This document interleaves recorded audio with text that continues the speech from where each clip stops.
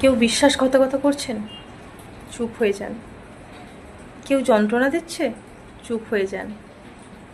কেউ অপমান করছে, চুপ হয়ে যান। কাউকে অনেকটা ভালোবাসার পরেও প্রায়োরিটি দিচ্ছে না, জাস্ট চুপ হয়ে যান।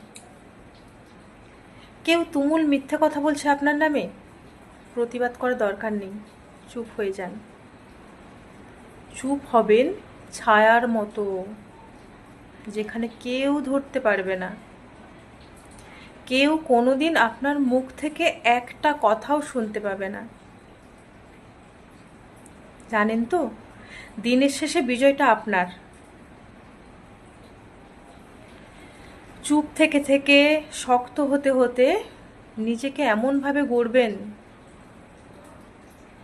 দুনিয়ার প্রত্যেকটা মানুষের চেয়ে শক্ত আপনি, সম্ভাবনাময় আপনি, সফল মানুষ আপনি।